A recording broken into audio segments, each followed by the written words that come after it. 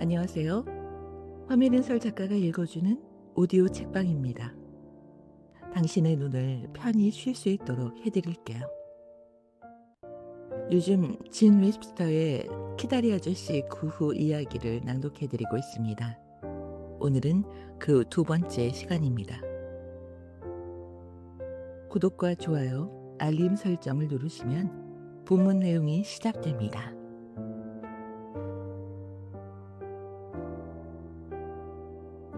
키다리 아저씨 그 후 이야기 진 웹스터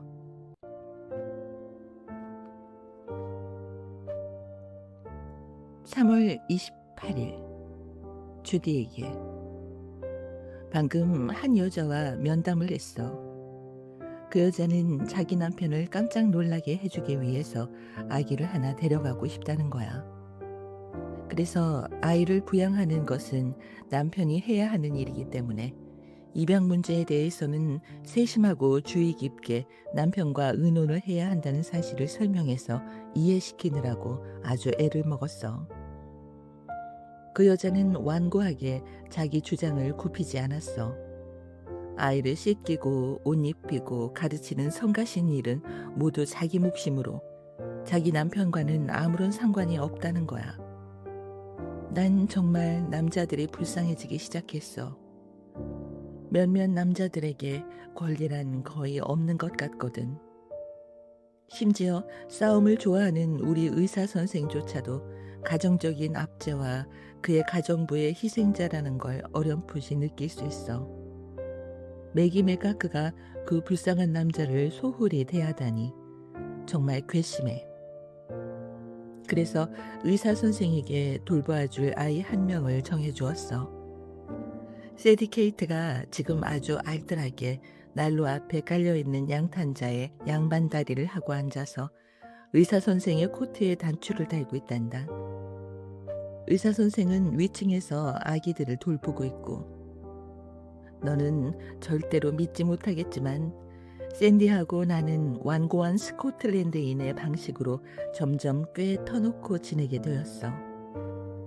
샌디는 왕진을 하고 집으로 돌아가는 오후 4시쯤에 고아원 현관에서 엔진 소리를 내고 콜레라균이나 갓난아기들을 해칠 위험은 없는지 병을 전염시킬 것은 없는지를 확인하려고 고아원을 둘러본 후 상호간의 문제에 대한 이야기를 나누려고 내 사무실에 4시 30분에 나타나는 것이 습관이 되었어. 샌디가 나를 보러 오는 거냐고? 아, 물론 아니야. 그 사람은 차와 토스트와 마말레이드를 먹으러 오는 거야. 그 사람은 깡마르고 굶주려 보이거든. 그의 가정부가 그를 잘 먹이지 않는 거야. 조금이라도 더 샌디보다 우세해지게 되면 가정부한테 잔소리라도 하라고 부추기겠어. 샌디는 먹을 것에 대해 몹시 고마워하는데 그 사람이 사교적인 예의를 차리는 모습이 얼마나 재미있는지. 처음에는 한 손에 찻잔을 들고 다른 한 손에는 머핀 접시를 들고는 어처구니 없게도 그것들을 먹을 수 있는 또 다른 손을 찾곤 했어. 지금은 그 문제를 해결했단다. 발끝을 모아서 무릎을 붙이는 거야. 그리고 냅킨을 길고 좁은 무릎 사이에 넣어서 그 틈을 메워. 그러면 쓸만한 가짜 무릎이 만들어지지. 그 다음에 차를 다 마실 때까지 근육을 긴장시키고 앉아있는 거야. 테이블을 마련해 주어야 한다고 생각했지만 샌디가 발끝을 모으고 있는 그 광경은 내 생활 중에서 누릴 수 있는 즐거움 중에 한 가지란다. 방금 우체부가 도착했어. 네 편지가 왔을 것 같은데. 편지는 단조로운 고아원 생활을 깨뜨리는 아주 흥미로운 것들이지.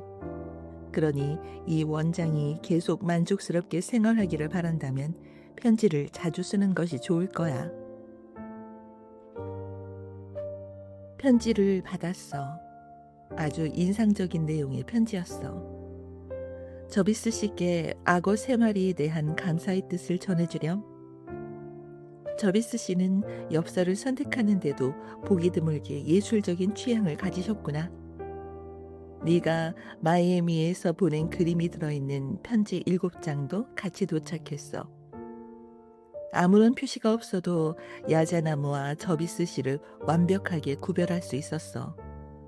야자나무가 훨씬 더 털이 많았으니까. 게다가 워싱턴에 있는 멋진 나의 친구에게서도 정중한 살일장이 왔어.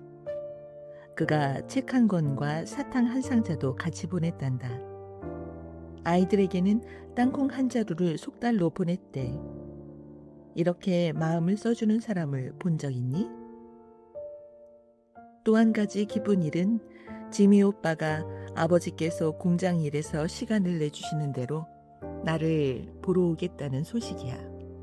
우리 오빠는 그 공장을 너무도 싫어하는데 그렇다고 오빠가 게으르다는 것은 아니야. 단지 작업복을 만드는 일에 흥미를 느끼지 못할 뿐이지. 하지만 아버지는 그런 오빠를 이해하실 수가 없나 봐. 공장을 세우면서 아버지는 물론 작업복 만드는 일에 더 열심을 내셨고 당연히 공장은 장남이 물려받아야 한다고 생각하셔. 그런 걸 보면 딸로 태어난 것이 얼마나 다행스러운지 모르겠어. 내게는 작업복을 좋아하라고 하지 않으시거든. 내게는 고아원 원장처럼 어떤 직업이라도 스스로 선택할 수 있는 자유가 주어져 있어. 또 다른 우편물이 있었는데 식료품 도매상에서 온 광고지야. 교도소나 자선기관을 위해서 특별히 만든 오트밀, 쌀, 밀가루, 말린 자두, 말린 사과를 아주 싼 값에 판다는군. 영양이 풍부할 것 같지 않니? 그리고 농부 2사람이 보낸 편지도 있어. 2사람 모두 14살 먹은 억세고 튼튼하고 일하는 것을 겁내지 않는 남자아이를 원했어. 물론 그들은 아이들에게 좋은 가정을 마련해주기 위한 것이라고는 했지만 이런 좋은 가정은 씨를 뿌려야 하는 봄철이 다가오면 자주 나타난단다. 지난주에 그런 좋은 가정 하나를 조사했더니 그 마을의 목사님에게 저 집에는 재산이 좀 있나요? 라는 의례적인 질문에 아주 신중하게 탈의 송곳 하나는 틀림없이 가지고 있을 겁니다. 라고 대답을 하는 거야. 우리가 조사했던 몇 집에 대해서는 이야기해도 믿으려 하지 않을걸?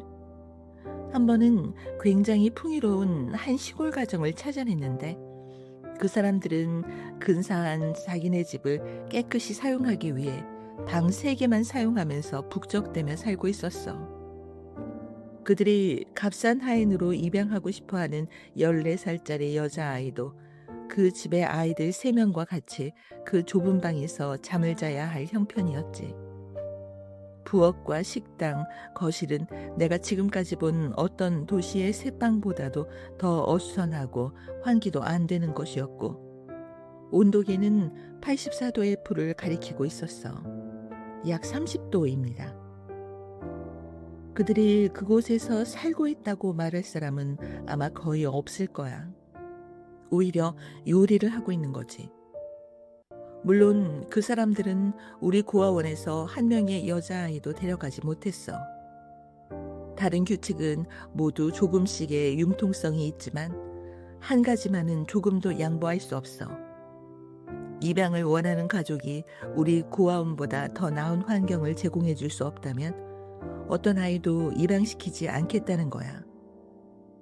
즉 우리가 이상적인 고아원이 되었을 때 제공할 수 있는 환경보다 더 좋은 환경이어야 한다는 말이야. 솔직히 말하면 지금 현재 우리 고아원의 환경이 그다지 좋은 편은 아니란다. 하지만 어쨌든 나는 아주 까다롭고 신중하게 입양 가정을 선택하고 있어. 그래서 들어온 입양 신청의 4분의 3은 거절한단다. 페이지 하단에 그림이 그려져 있습니다. 모자까지 쓴 유니폼 차림의 우편 배달부가 자기 몸집보다 큰 땅콩 자루를 머리에 이고 달려오는 모습이죠. 계속해서 고든 씨는 우리 아이들에게 훌륭하게 사과를 했어. 그가 보낸 땅콩 자루가 도착했거든. 땅콩은 우리 굵은 삼배자루에 들어있었는데 높이가 93cm나 되었어. 우리가 대학에 다닐 때 후식으로 나오던 단풍당을 곁들인 땅콩을 기억하겠니? 코를 막으면서도 그걸 먹었지. 우리 고아원에서도 그 후식을 만들 거야. 또 아이들은 코를 막지 않을 거야.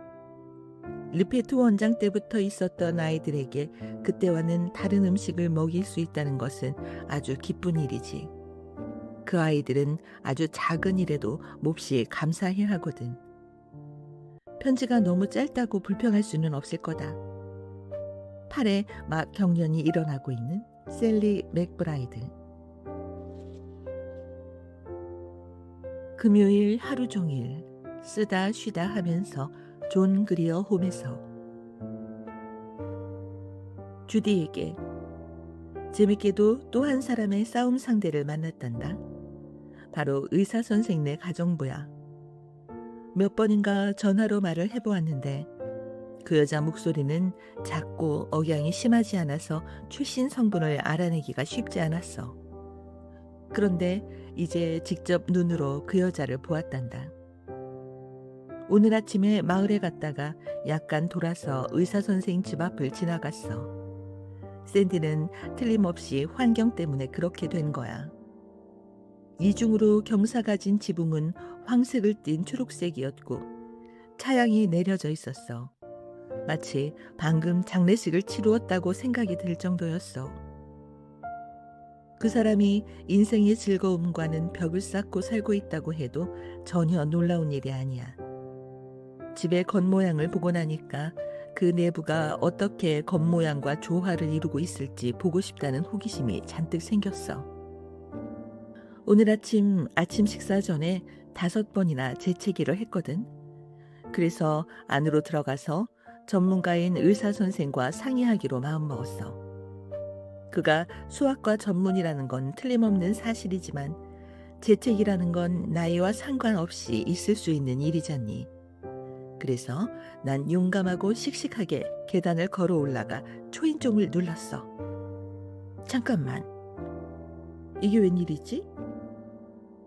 우리 아이들이 다 조용해졌으니 말이야. 사이러스 가카의 목소리야. 분명히 2층으로 오고 있어. 편지를 써야 하는데 그가 하는 허튼 소리를 참고 들어줄 수는 없지. 그래서 난 문으로 달려가서 제인에게 그 사람 눈을 똑바로 쳐다보면서 내가 나가고 없다고 말하라고 일렀어. 춤이라도 추고 싶은 기분이야. 마음껏 즐거워하자고. 그 사람은 가버렸으니까. 위에 그린 8개의 별은 컴컴한 내 서재 벽장 속에서 보낸 괴로웠던 8분을 나타내는 거야. 사이러스 가카는 제인에게 이 얘기를 듣고는 앉아서 기다리겠다며 상냥하게 말을 하더래. 그리고는 정말로 들어와 앉았대. 하지만 제인이 내가 벽장 안에서 고생을 하도록 놔두겠니? 그렇지 않겠지. 제인은 세디케이트가 해놓은 끔찍한 일을 한번 보라고 사이러스 가카를 부추겨서는 아이들 방으로 데리고 갔어. 사이러스 가카는 끔찍한 일을 보는 것을 좋아하는데 특히 그 일이 세디케이트가 한 일일 때는 더욱 그래. 제인이 어떻게 그 위기를 넘겼는지는 모르겠지만 어쨌든 그 사람은 갔어. 어디까지 했더라? 아, 그래. 난 의사 선생네 초인종을 눌렀어. 소매를 걷어올린 크고 억세게 생긴 여자가 문을 열었어. 매우 사무적인 태도였어. 코는 매부리 코였고 또 차가운 회색 눈빛을 하고 있었어. 무슨 일이죠? 이렇게 말하더군. 마치 내가 진공청소기를 팔러 오기라도 했다는 듯한 말투였어. 안녕하세요. 나는 상냥하게 미소를 지으면서 안으로 들어섰어. 내가 그 부인이시죠? 그래요. 당신은 고아원에 새로 온 아가씨겠군요. 그 여자가 말했어. 네, 맞아요. 나도 대꾸했지. 선생님은 안에 계신가요? 안 계세요. 그녀가 대답했어. 하지만 지금은 선생님께서 진찰하실 시간인데요. 시간을 정해놓고 하시지 않는다고요. 그렇게 하셔야 하는데 나도 물러서지 않고 말했어. 맥브라이드 원장이 상의할 일이 있어서 들렀다고 전해주세요. 그리고 오늘 오후에 존 그리어 홈에서 봤으면 한다고 여쭈어 주세요. 네. 맥가크 부인은 불만스럽게 대답을 하고는 문을 닫았어. 그런데 어찌나 빨리 닫았든지 내 치맛자락이 문틈에 끼고 말았어. 오늘 오후에 의사 선생에게 그 얘기를 했더니 어깨를 움츠리며 그래도 그 정도면 매기가 친절하게 대해준 거라고 말을 했어. 그럼 왜 매기를 그대로 두는 거죠? 내가 물었어. 어디서 더 나은 가정부를 구하겠습니까? 그 사람이 말하더라. 24시간 아무 때나 식사를 하러 들어오는 혼자 사는 남자를 위해 일하는 것은 좀처럼 쉬운 일이 아니죠. 집에다 따스한 빛을 비춰주는 것은 아니지만 밤 9시에도 기꺼이 따뜻한 식사는 차려주니까요. 그 여자가 따뜻한 식사를 차려준다고 해도 맛이 있을 리도 없고 또 제대로 차려주는 것도 아닐 것이 확실해. 그 여자는 무능하고 게으르고 잔소리만 심한 늙은이야. 그리고 그 여자가 왜 나를 싫어하는지도 알만해. 내가 몰래 의사 선생에게로 와서 자기를 그 편한 자리에서 쫓아낼 거라고 생각하는 거야. 우습기도 하지. 하지만 굳이 그건 오해라고 말하지는 않을 거야. 오히려 걱정을 하도록 내버려 두는 것이 더 좋을 것 같아. 그러면 좀 더 정성 들여 요리를 할지도 모르고, 그러면 또 의사 선생이 조금이라도 살이 찌게 될 테니까. 나는 뚱뚱한 사람이 성격도 좋다고 생각하고 있거든. 10시에. 무엇 때문에 계속 방해를 받으면서도 이런 아무것도 아닌 일로 하루 종일 편지를 쓰다 쉬다 했는지 모르겠어. 결국은 이렇게 밤이 되고야 말았구나. 너무 피곤해서 머리를 들고 있지도 못할 정도야. 슬픈 진실을 얘기하던 너의 노랫소리가 들려오는 것 같아. 잠을 자는 일이 아니라면 이 세상에 기쁨이란 존재하지 않아요. 잘 자. 셀리 맥브라이드. 4월 1일 존 그리어 홈에서. 주디에게. 이사도르 구추 슈나이더를 입양시켰어. 그 아이의 새로운 엄마는 스웨덴 사람인데 뚱뚱하고 또 언제나 미소를 짓고 있었어. 그리고 파란 눈과 노란 머리를 갖고 있단다. 그 여자는 방안을 가득 메운 아이들 중에서 이사도르를 선택했는데 이사도르가 그 중에서 제일 살갗이 거무스름하고 머리와 눈빛이 검었기 때문이었어. 그 여자는 언제나 그런 신체적 조건을 갖춘 브루넷인을 좋아했지만 그것은 단지 강한 희망사항이었을 뿐 그런 그녀 자신의 아이를 갖기란 도저히 불가능한 일이었지. 이제 이사도르는 이미 돌아가셨지만 삼촌의 이름을 따서 오스카 칼슨으로 이름이 바뀌게 될 거야. 내가 부임한 후 처음 열리게 되는 평의회가 다음 수요일에 있을 거야. 솔직히 말하면 그날이 그리 기다려지지는 않아. 특히 다음 주에 평의원회는 내 취임 연설을 듣는 것이 주된 목적이기 때문에 더욱 그래. 우리 회장님께서 오셔서 나를 후원해 주셨으면 좋겠는데. 하지만 적어도 한 가지는 확실한데 절대로 평의원들에게 리페트 원장처럼 굴지는 않을 거야. 나는 첫 번째 수요일을 집에 있을 때처럼 고아원에 호의를 가진 친구들을 모아서 토론도 하고 즐기기도 하는 그런 즐거운 사교 모임으로 만들겠어. 그리고 우리가 즐거워하기 위해서 아이들을 괴롭히지는 않을 거야. 내가 어떻게 어린 제류샤의 불행했던 경험을 마음에 새기게 되었는지는 짐작하겠지? 네가 보낸 편지 속에는 북부지방을 여행하겠다는 말은 없더구나. 다시 5번가 쪽으로 얼굴을 돌릴 때가 되지 않았니? 가정은 가정이고 가정적이라는 것이 언제나 좋은 것만은 아니란다. 내가 이렇게 유창하게 스코틀랜드 말을 줄줄 늘어놓는 것이 놀랍지 않니? 샌디를 알게 된 이후로 새로운 단어를 많이 알게 됐단다. 저녁 식사 시간이 되었다는구나. 기운이 나게 해주는 양고기 요리를 먹어치우려면 이제 편지를 그만 써야겠어. 존 그리어 홈에서는 살기 위해 먹고 있거든. 6시에 사이러스 각하가 또다시 그 모습을 나타냈어. 그 사람은 내가 무슨 불법 행위라도 하는지 알아내고 싶어서 무척 자주 고아원에 들른단다. 그러니 어떻게 그 사람을 싫어하지 않을 수 있겠니? 그 사람은 비만이다 싶을 정도로 살이 부역해찐 노인네야. 영혼마저도 그렇게 부역해 살이 쪘을 거야. 그 사람이 오기 전까지만 해도 몹시 기분이 좋고 낙관적이었는데 이제는 하루 종일 투덜거릴 일만 남았어. 그는 재미있는 놀이방, 예쁜 옷, 목욕, 좋은 음식과 신선한 공기, 운동, 재미, 아이스크림, 키스 이렇게 내가 이루려는 계획들이 모두 쓸모없는 것이라고 한탄했어. 고아원의 아이들에게는 하나님께서 허락하신 삶의 모습이 있기 마련인데 내가 쓸데없이 바람을 넣고 있다는 거야. 그때 내 몸속에 있는 아일랜드인의 피가 솟구쳐 올라서 만일 하나님께서 이 113명의 아이들을 모두 쓸모없고 무지하고 불행한 시민으로 만들 작정이시라면 나는 하나님을 우롱할 거라고 말해버렸어. 적어도 아이들 수준에 맞지 않는 교육은 하지 않고 보통 가정에서 행해지는 것보다 훨씬 더 효과적으로 그 아이들의 타고난 수준에 맞춰서 교육을 하고 있다고 했어.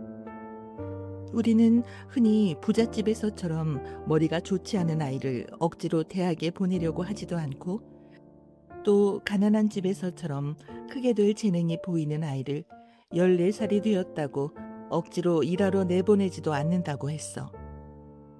아이들을 자세히 하나하나 살피면서 수준을 파악해서 아이들이 농부나 유치원 보무가 될 소질이 있어 보이면 최고의 농부와 최고의 유치원 보무가 될 수 있도록 가르칠 거고 또 변호사가 될 소질이 있어 보이면 정직하고 똑똑하고 편견 없는 변호사가 될 수 있도록 지원해 줄 거라고 했어.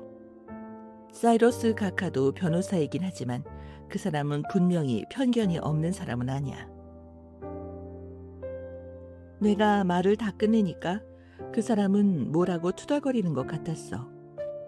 그리고는 찻잔을 마구 휘저어댔어.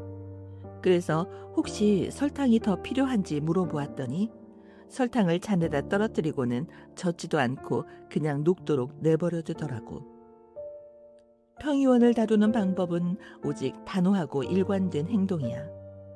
평의원은 그냥 그대로 놔둬야만 한다고.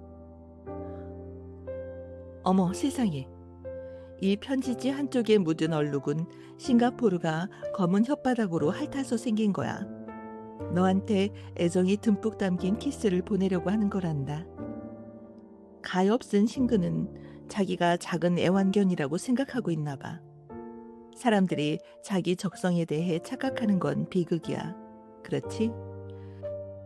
나 자신도 내가 천부적인 고아원 원장인지 언제나 확신할 수 있는 건 아니란다. 죽을 때까지 너의 친구인 셀리 맥브라이드.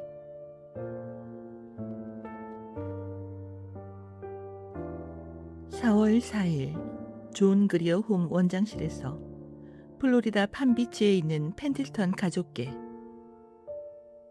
저비스 씨 그리고 주디. 원장이 된 후 처음 맞은 평의원회를 무사히 넘겼답니다.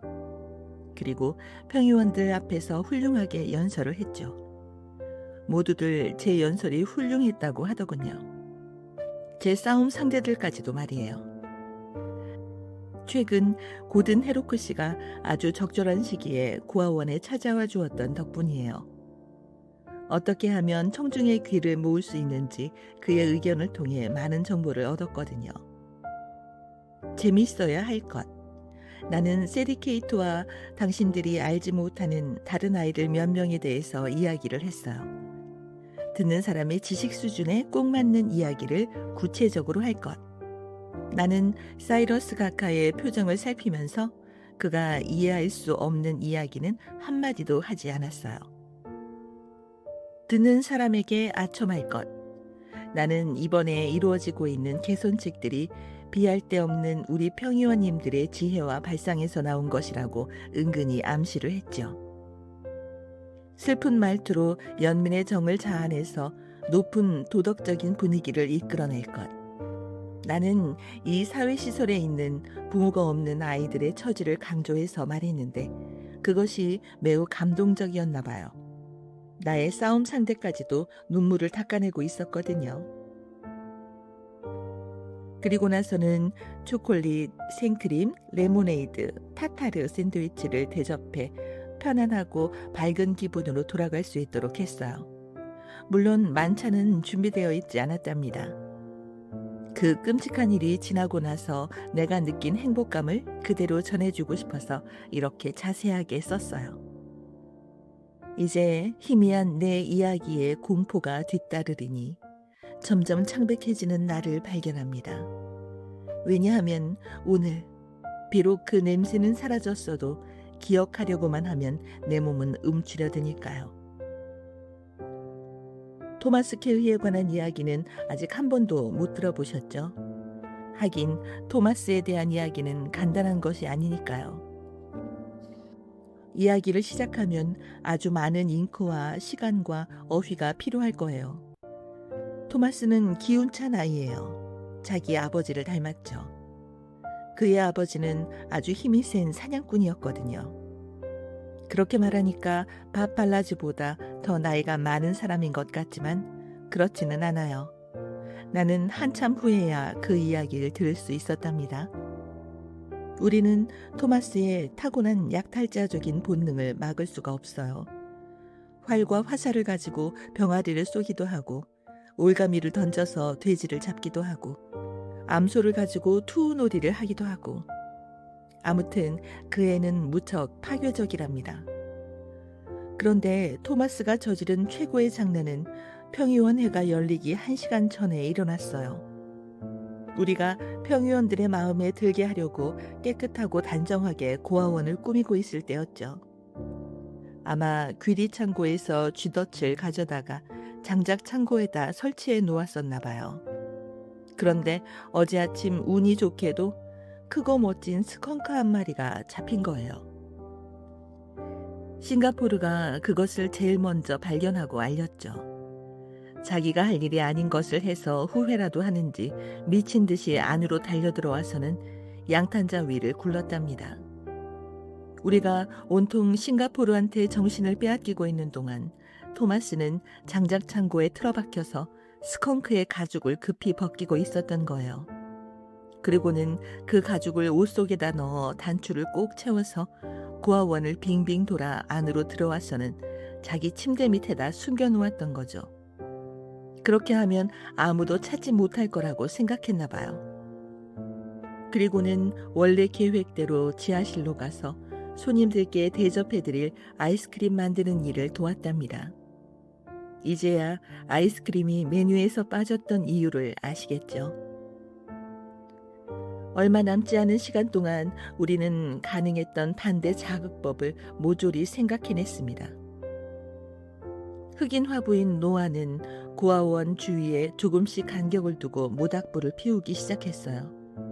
요리사는 뜨거운 커피를 한 삽 가득 안에다 뿌렸고 배 씨는 복도에 암모니아를 뿌렸답니다. 스나이드 선생은 조심스럽게 향수를 양탄자에다 뿌렸어요. 나는 급하게 전화를 걸어 의사 선생을 오시게 했어요. 의사 선생이 와서 많은 양의 소독약을 만들어 주었습니다. 하지만 여전히 토마스에 의해서 희생당한 스컹크의 유령이 눈을 감지 못한 채 복수를 하려고 울고 있는지 이곳 저곳에서 여러 가지 냄새가 나고 있었어요. 평의원회에서 나온 첫 번째 문제는 구덩이를 파고 토마스뿐만 아니라 고아원 전체를 묻어버려야 하지 않겠냐는 것이었습니다. 내가 이 지독한 사건을 얼마나 잘 해결했는지 궁금하시죠? 사이러스 가카가 새로운 원장이 남자아이들을 잘 다루지 못한다고 잔소리를 하지 않고 재미있다는 듯이 껄껄 웃으면서 집으로 돌아갔답니다. 우리는 자신의 운명을 달게 받아들였답니다. 언제나 변함없는 셀리 맥브라이드. 금요일 그리고 토요일 존 그리어 홈에서. 주디에게 싱가포르는 여전히 마차 창고에서 지내고 있단다. 그리고 토마스 케어는 매일 콜타르 냄새가 나는 목욕을 하고 있어. 나는 앞으로 언젠가 먼 훗날에 내 애인이 돌아와도 아무런 변화도 느끼지 못하게 되기만을 바라고 있을 뿐이야. 새로이 네 돈을 쓸 방법을 생각해냈다면 기뻐하겠지? 앞으로 우리는 아이들의 신발, 잡화, 약, 식료품 중 일부를 마을 상점에서 구입할 예정이야. 물론 물건값은 도매상만큼 그렇게 싸지는 않지만 얼마간의 할인을 받을 수 있고 그렇게 함으로써 분명 교육적 효과를 얻을 수 있어. 이런 결정을 하게 된 데는 이유가 있어. 난 우리 아이들 중 반수가 돈이나 돈의 구매력에 대해서 아는 것이 전혀 없다는 사실을 알게 됐어. 아이들은 신발이나 오트밀, 빨간색 플라넬 속치마, 양고기 스튜, 바둑판 무늬가 있는 셔츠가 마치 푸른 하늘에서 떨어지기라도 한 것으로 생각을 하더라고. 지난주에 내가 지갑에서 1달러짜리 초록색 새지폐를 떨어뜨렸어. 그랬더니 8살짜리 장난꾸러기가 그걸 주워와서 새 그림을 가져도 되겠냐고 물어보는 거야. 달러 지폐는 가운데 독수리가 그려져 있잖니. 그 아이는 생전 처음으로 지폐를 본 거야. 그래서 조사를 시작했어. 고아원에 있는 아이들이 거의 모두가 무엇을 사본 적도 누가 무엇을 사는 것을 본 적도 없다는 것을 알아냈지. 그런데도 우리는 아이들이 16세가 되면 온통 달러와 센트의 구매력이 지배하는 세상으로 아이들을 내보내려고 하고 있다니. 생각 좀 해봐. 이건 정말 큰일이라고. 아이들은 영원히 누군가가 따라다니면서 보호해주는 삶을 살 수는 없어. 아이들은 자기들이 벌 수 있는 1펜이라도 쓸 수 있도록 배워야만 해. 그래서 밤에 그 문제에 대해서 생각해보고는 그 다음날 아침 9시에 마을로 나갔어.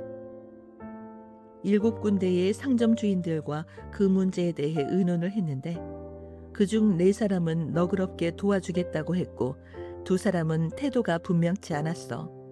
그리고 1사람은 전혀 반응을 나타내지 않았어. 그래서 그 4사람의 상점, 잡화점, 식료품점, 구두방, 문방구에서부터 시작하기로 했어. 대신 우리가 다소 많이 주문을 하기로 하고 그 상점의 주인들과 점원들이 우리 아이들의 선생님이 되는 거야.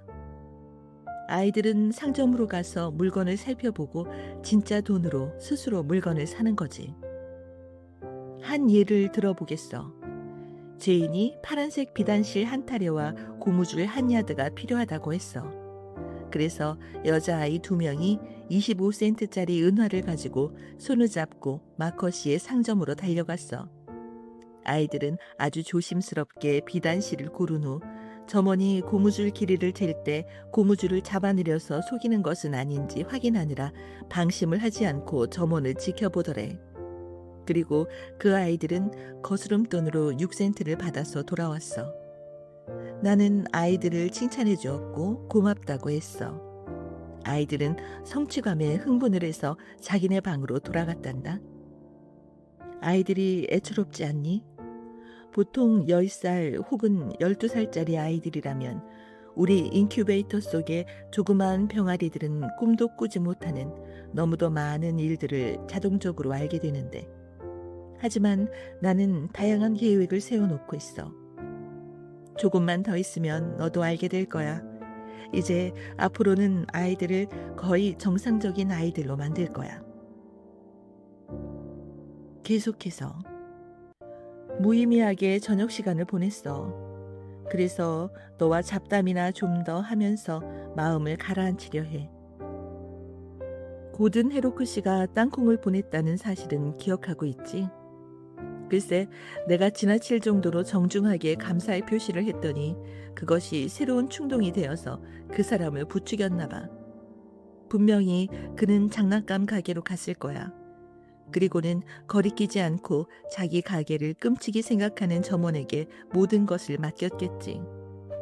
어제 튼튼하게 생긴 배달원 2명이 고아원 현관 앞에다 부잣집 아이들만 사는 줄 알았던 값비싼 동물들이 가득 들어있는 바구니를 하나 놓고 갔단다. 내가 돈이 있으면 사려고 했던 그런 동물들은 아니었지만 우리 아이들은 그것을 보더니 서로 껴안아 주겠다고 난리를 한바탕 피웠단다. 아이들은 지금 사자, 코끼리, 곰, 얼룩말들을 침대로 데려가고 있어. 어떤 심리학적 효과가 있을지는 아직 모르겠어. 아이들이 자라면 전부 서커스 안에 들어가겠다고 하지 않을까? 세상에, 스나이드 선생이 왔어. 친교를 위한 방문이란다. 안녕, 셀리.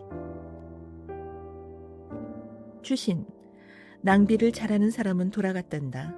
그는 정중한 인사말과 꼬리 3개 달린 동물을 보내주었어.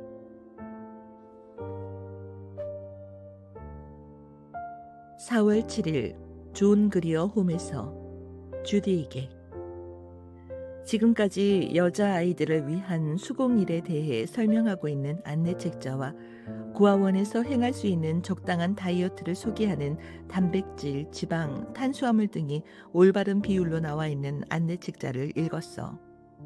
요즘은 과학적인 자선의 시대고 모든 문제들이 도표화되기 때문에 고아원 운영도 차트에 의존할 수밖에 없단다.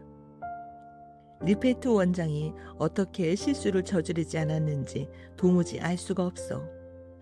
물론 리페트 원장도 차트를 읽을 줄 알 거라는 생각은 들지만 말이야. 그런데 아직까지 아무도 손댄 적이 없는 고아원 경영상의 중요한 분야가 한 가지 꼭 있어. 그래서 내가 지금 그 자료를 모으고 있는 중이야. 언젠가는 내가 평유원의 관리와 통제라는 안내책자를 발행할 거야. 내 싸움 상대에 대해 재밌는 이야기를 하나 해줄게. 사이러스 가카 이야기가 아니라 첫 번째 원래 내 싸움 상대 말이야. 그 사람이 새로운 분야로 나를 끌어들였어. 아주 진지하게 말을 하는 거야. 하긴 그 사람이 하는 일은 모두가 진지한 일이지. 그 사람은 절대로 웃지 않아. 내가 이곳에 온 이후로 나를 주의 깊게 지켜봤는데 비록 내가 훈련도 부족하고 멍청하고 경박하지만 그 사람이 표현한 그대로야. 내가 첫눈에 보이는 것만큼 정말 그렇게 천박하다고 생각하지는 않는데 내게는 문제 전체를 움켜쥐고 곧장 달려드는 거의 남성과도 같은 능력이 있다는 거야. 남자들 정말 웃기지 않니? 남자들이란 자기네 힘에 대해서 최고의 칭찬을 받고 싶을 때면 고지식하게 상대방에게도 남성과도 같은 능력이 있다고 말하거든. 말하자면 절대로 그 사람한테 해서는 안 될 칭찬이 한 가지 있는데 거의 여성만큼 재빠른 인식 능력을 가지고 있다고 정직하게 말해서는 안 된다는 거야. 그래서 샌디는 내 결점들을 꽤나 정확하게 파악하고 있으면서도 여전히 그것들 중 몇 가지가 옳을지도 모른다고 생각해. 그리고는 대학이 미처 하지 못한 방법으로 나를 교육하겠다는 결심을 한 거지. 이런 자리를 차지하고 있는 사람이라면 생리학, 생물학, 심리학, 사회학, 우생학에 대해 아주 잘 알아야만 한다는 거야. 정신 이상, 백치, 알코올 중독의 유전적인 영향에 대해서도 마찬가지고 또 비내식 지능검사도 관리할 줄 알아야 하고 개구리의 신경계통도 이해하고 있어야만 한데 그래서 샌디는 책이 4,000권이나 있는 자기의 학술적인 서재를 내가 마음대로 이용할 수 있도록 해주었어.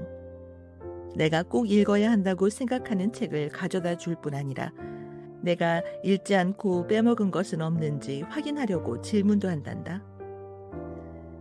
지난주에는 온통 주크가 괄호 열고 미국 뉴욕주의 한 집안에 붙여진 가명으로 정신병 따위의 악질 유전의 전형으로 침 바로 닫고, 지난주에는 온통 주쿠가의 삶과 그와 관련된 서류를 살펴보았어. 범죄자들의 어머니 격인 마가렛은 아이를 많이 낳았는데 그녀의 자손들은 현재 대개 감옥에 있고 그 수가 약 200에 이른다는 거야. 우리 고아원 아이들에게 어떤 나쁜 유전적인 요인이 있는 건 아닌지 아주 조심스럽게 살펴서 어느 누구도 주쿠가에서 자랐다는 이야기를 하지 않아도 될 수 있어야 한다는 사실을 깨달았어. 그래서 이제 차를 다 마시는 대로 샌디하고 나는 우리 고아원의 기록부를 꺼내어 알코올 중독 조상들에 대해 적혀있는 페이지를 조심스럽게 살펴볼 거야. 하루 일과가 끝난 황혼 무렵에 하기에는 아주 끔찍한 게임이지. 사는 게 이렇다니까. 빨리 와서 나 좀 데려가 주렴. 널 만나보고 싶어 미칠 지경이니까. 셀리.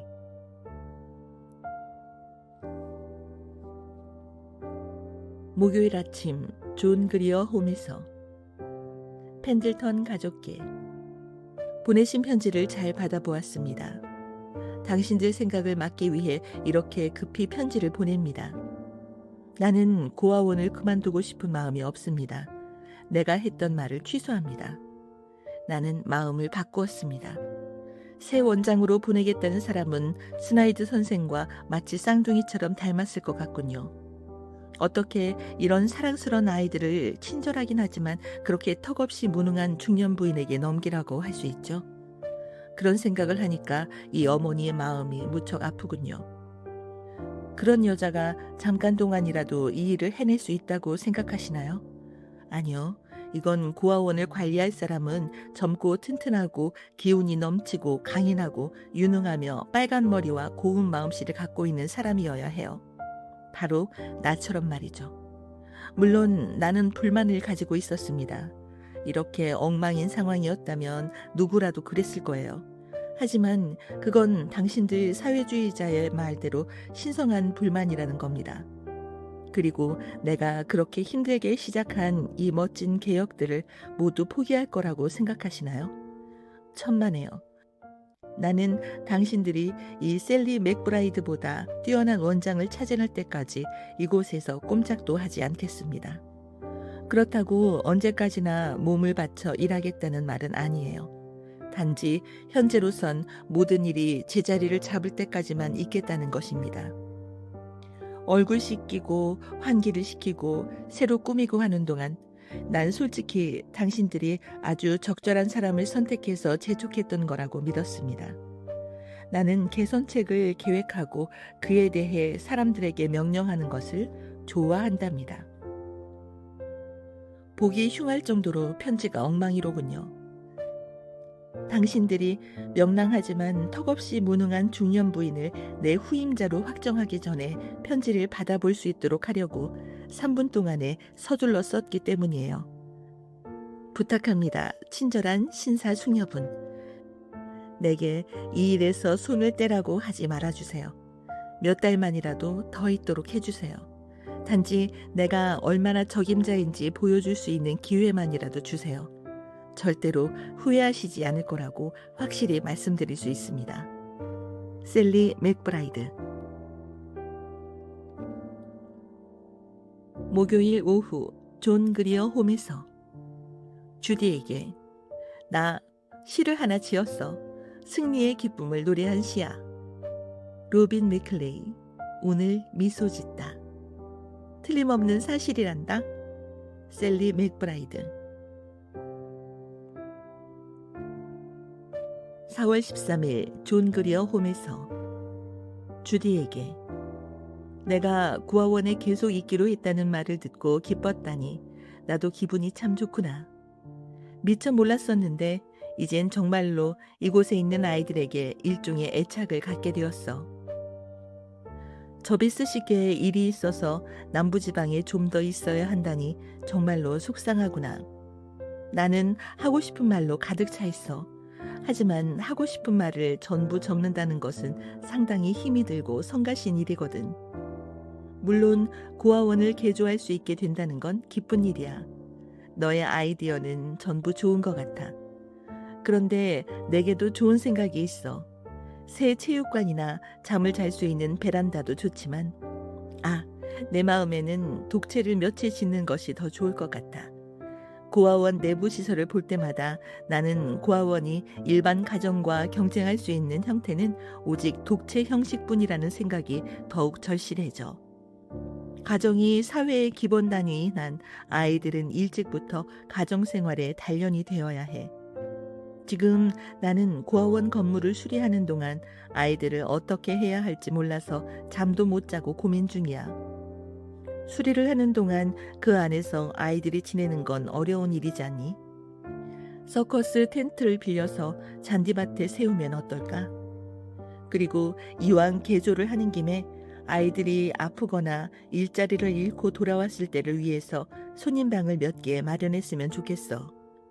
아이들의 삶에 우리가 계속적으로 영향을 줄 수 있는 커다란 비결은 고아원에서 나간 후에도 주의 깊게 그들을 지켜보아야 한다는 거야. 배경처럼 뒤따라다니는 가족이 없으면 사람이 얼마나 끔찍한 외로움을 느끼는지. 내게는 숙모, 삼촌, 어머니, 아버지, 사촌, 형제, 자매들이 수십 명이나 있어서 그런 느낌이 생생하게 떠오르지는 않지만, 만일 나를 감싸줄 사람이 없다면 겁도 나고 그런 사람을 몹시 갈망하게 될 거야. 이 외롭고 버려진 작은 아이들을 위해서 좋은 그리어 홈은 어떻게 해서든지 그 애들의 필요를 채워주어야만 해. 그래서 말인데, 네가 괜찮다면 손님방을 6개 지어주었으면 좋겠어. 안녕. 그리고 다른 여자에게 원장 자리를 넘기지 않아준 것 정말 고마워. 샌디처럼 될까봐 걱정이야. 나는 내 손에 있는 것 말고는 전부 모래 언덕이라고 생각할 수는 없거든. 지금처럼 지내고 싶은 셀리 맥브라이드.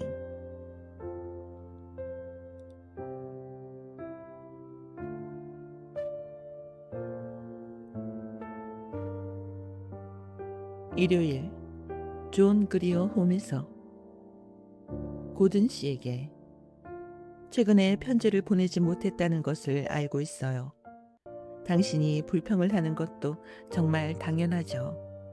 하지만 고아원 원장이 얼마나 바쁜 사람인지 당신은 상상도 못하실 거예요. 또 나는 내가 가지고 있는 글을 쓰는 정력을 전부 저 만족할 줄 모르는 주디 에버트 펜들턴을 위해 쏟아붓고 있답니다. 3일 동안 편지를 받아보지 못하면 혹시 고아원이 화재로 타버린 것은 아닌지 걱정을 하면서 전보를 치니까요. 반면에 당신은 멋있는 사람이어서 내가 편지를 안 보내면 당신의 존재를 기억나게 할 수 있는 선물을 보내주기만 하시죠. 그러니까 때때로 당신을 소홀하게 대해야 우리 고아원에 확실한 이익이 된답니다. 계속 이곳에 있기로 했다는 말에 아마 화가 나셨겠죠. 주디와 저비스 씨가 마침내 후임자를 찾아냈어요. 하지만 그 후임자는 전혀 적당한 사람이 아니었어요. 게다가 그저 임시로 있겠다고 대답을 했을 뿐이랍니다. 그리고 고든 씨, 이 열정적인 계획과 활동을 막상 그만둔다면 사실 우스터에서의 생활은 다소 생기가 없어질 거예요. 이곳에서의 생활과 똑같이 감동이 가득한 생활이 보장되지 않는다면 나는 절대로 고아원을 떠날 수 없어요. 당신이 대안을 제시하리라는 것도 알고 있어요. 하지만 그렇게 하지 마세요. 부탁입니다. 지금은 말이에요. 내 마음을 정하는 데는 몇 달이 더 필요하다고 전에 고든 씨께 말씀드렸죠. 그동안에 나는 내가 이 세상에서 쓸모있는 사람이라는 느낌을 좋아하게 되었답니다. 아이들과 지내는 일에는 건설적이고 낙관적인 무엇이 있어요. 우리 스코틀랜드인 의사의 시각이 아니라 기분 좋은 내 시각으로 바라보면 그렇답니다. 그 남자 같은 사람을 한 번도 본 적이 없어요. 그 사람은 언제나 비관적이고 병적일 정도로 가라앉아 있거든요. 정신착란, 음주광, 그리고 다른 모든 유전적인 세부 사항에 대해서는 너무 많이 알지 않는 것이 좋아요. 나는 지금 이런 곳에서 가벼운 마음으로 지낼 수 있을 만큼 충분히 무식하답니다. 이 어린 생명들이 모든 방향으로 팽창해 나가고 있다는 생각을 하게 되면 나는 전율을 느껴요. 우리 아이들에게는 모든 종류의 꽃을 피울 수 있는 가능성이 너무 많이 있어요. 다소 난잡하게 심어져 있는 것이 사실이지만, 그리고 잡초가 많이 심어져 있는 것도 분명한 사실이지만, 진귀하고 아름다운 꽃봉오리를 바라보고 있는 거랍니다. 내가 점점 감상적으로 되었나요? 배가 고프기 때문일 거예요. 마침 저녁 식사 종소리가 울리네요. 맛있는 식사를 할 거예요. 구운 고기, 크림을 바른 당근, 녹색 사탕무, 그리고 후식으로는 루바브 파이가 나오거든요. 함께 저녁 식사를 하고 싶지 않으세요? 당신과 함께 식사하고 싶은데요. 모든 정성을 다해서 셀리 맥브라이드. 추신. 우리 아이들이 입양하고 싶어하는 집 없는 가엾은 고양이가 몇 마리인지 보세요. 내가 처음 왔을 때는 4마리가 있었는데 그 후에 다 새끼를 낳았답니다. 정확한 통계를 낼 수는 없지만 아마도 내 생각에는 19마리가 고아원에 있는 것 같아요. 다음 페이지에 19마리의 고양이가 그려져 있습니다. 크기가 큰 어미 고양이가 4마리, 그리고 그 어미들이 낳은 새끼들이 그려져 있는데요. 마치 사람처럼 2발로 서서 각각 양손에 자신의 새끼들의 손을 잡고 있습니다. 그 밑에 첨부된 말이 있네요. 12시가 되면 탈지 우유가 장작 창고로 배달된답니다. 4월 15일, 주디에게. 지난달에 초과해서 준 기부금 말고도 기부금을 더 주고 싶다고? 좋지. 도시 빈민층에게 배달된 한 일간지에 다음과 같은 글이 끼워져 있었단다. 주의, 아이를 버리려는 부모들에게. 아이들이 3살이 되기 전에 아이를 버리시오. 나는 아이를 버리는 부모의 행동이 우리를 도와주는 것이라고는 생각할 수 없어.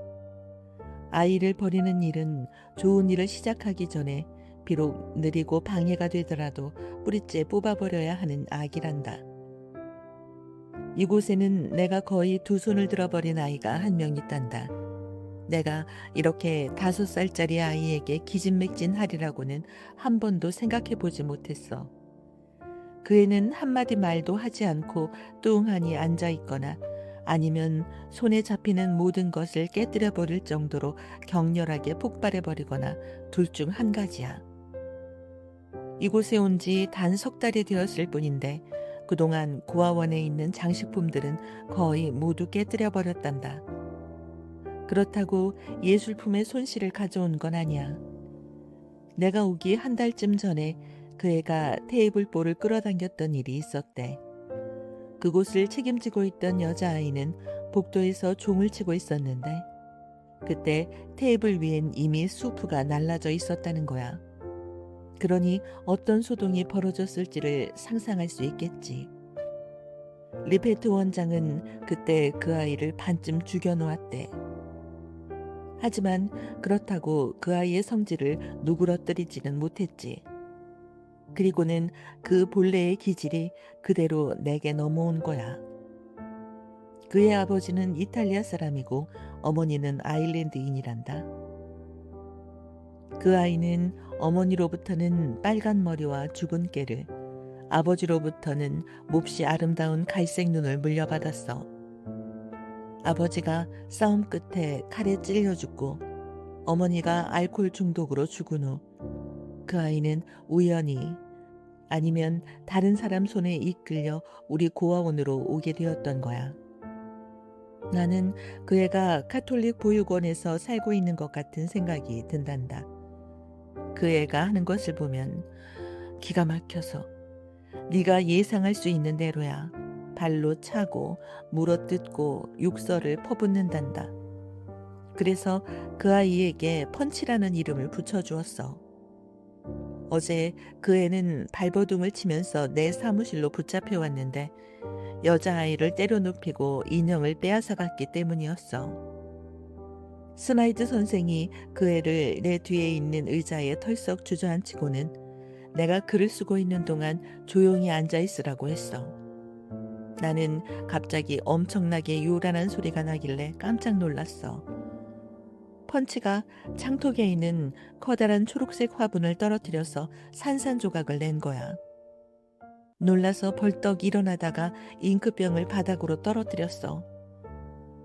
펀치는 두 번째로 벌어진 큰 소동을 보고는 화가 나서 소리소리 지르던 것을 멈추고 머리를 뒤로 젖히고는 깔깔거리며 웃어댔어. 마치 악마 같았어. 나는 외롭고 버려진 그 아이의 인생을 통틀어서 한 번도 경험해 보지 못했을 새로운 방법으로 그 애를 가르치려고 마음먹었어. 칭찬과 격려와 사랑이 얼마나 좋은 것인지를 알게 하고 싶었어.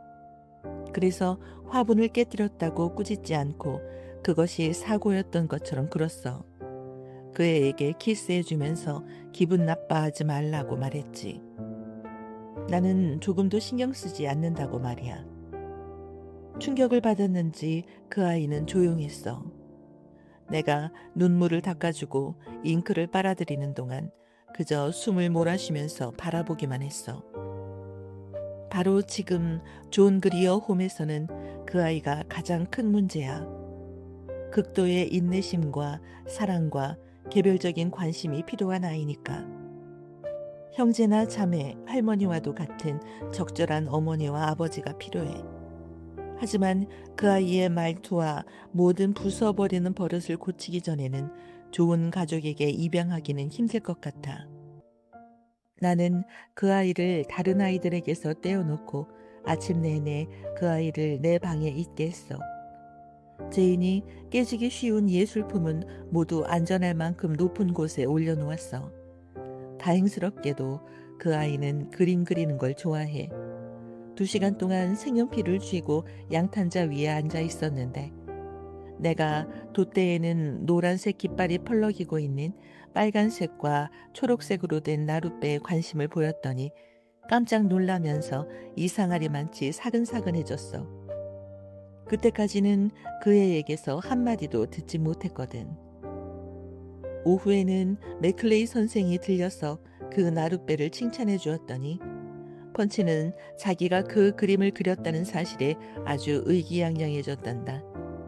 그리고는 펀치가 그렇게 좋은 소년이 된 것에 대한 보상으로 의사 선생이 마을로 환자를 보러 가는 길에 펀치를 차에 태워서 데리고 가주었어.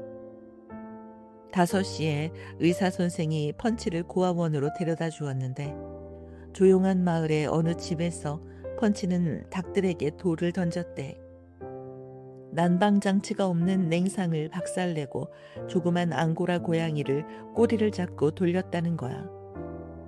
그러고는 친절한 노부인이 가엾은 고양이를 괴롭히지 못하게 하려고 하니까 지옥에나 가버리라고 소리를 질렀대. 이 아이들이 보고 경험한 걸 생각하면 참을 수가 없어. 아이들의 조그만 뇌에 저 뒤쪽 구석에 쌓아둔 끔찍한 기억들을 뽑아버리기 위해서는 몇 년간 따스한 관심과 행복과 사랑을 주어야 할 거야. 그런데 아이들은 너무 많고 돌보는 사람은 너무 적어서 아이들을 충분히 안아줄 수가 없어. 아이들을 안아줄 팔과 무릎이 턱도 없이 부족하기만 하단다. 그리고 또 다른 문제가 생겼어. 의사 선생이 그렇게도 끊임없이 신경을 쓰던 유전과 환경에 관한 끔찍한 의문이 내 머릿속에서도 마찬가지로 떠오르고 있어. 하지만 그건 나쁜 습관이란다. 만일 이와 같은 곳에서 쓸모가 있으려면 오로지 좋은 것만을 보아야 해. 낙관주의는 유일하게 사회사업가가 입어야 할 옷이란다. 성의 시계는 한밤중을 가리키고 있네. 이 아름다운 식기가 어느 시에 나오는 것인지 알고 있니? 크리스타벨 K. 머시의 시야. 내가 그 과목을 얼마나 싫어했니? 너는 영어 과목을 잘하는 학생이었으니까 좋아했지만 나는 교실에 들어서면서부터 나갈 때까지 한마디도 이해하지 못했어. 그래도 내가 방금 인용한 그 구절은 맞는 말이야. 벽난로 위에 시계를 보니 한밤중이거든. 좋은 꿈 꾸렴. 안녕, 셀리.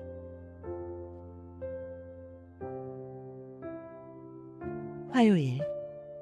싸움꾼 선생께. 당신은 아이들을 전부 진료하고는 코를 높이 쳐들고 내 서재를 그냥 성큼성큼 지나쳐 가셨죠. 그때 나는 스코틀랜드식 호트케이크가 담긴 접시를 들고 앉아서 차가 끓기를 기다리면서 특별히 화해를 위한 제물로 당신을 위한 것도 준비하고 있었어요. 정말 마음이 상했다면 칼리카크가 괄호 열고 미국 뉴저지주의 실제한 집안의 가명으로 우량한 집안과 열등한 집안의 결합 괄호 닫고 칼리카크가에 관한 책을 읽겠어요. 하지만 당신이 내게 너무 혹독한 일을 시키고 있다는 사실을 분명히 알아야만 해요. 유능한 원장이 되기 위해서도 내가 가진 모든 정력을 쏟아부어야 한답니다. 당신이 지도하고 있는 이 대학 공개 강좌는 정말 지긋지긋하다고요. 지난주에 전날 밤 1시까지 잠을 못 잤다는 말을 했더니 당신이 얼마나 성을 냈는지 기억하세요? 어쨌든 존경하는 선생님, 당신이 요구하는 것을 전부 다 읽어내려면 난 매일 밤부터 아침까지 꼬박 앉아서 지내야 해요. 하지만 가지고 오세요. 저녁 식사 후에는 기꺼이 30분 정도를 휴식 시간으로 늘 써왔으니까요. 그리고 월제의 최신 소설을 읽고 싶다고 해도 기꺼이 당신의 전응아 가족과 함께 기뻐하죠. 최근의 인생은 낯선 절벽이랍니다. 정중하게 셀리 맥브라이드.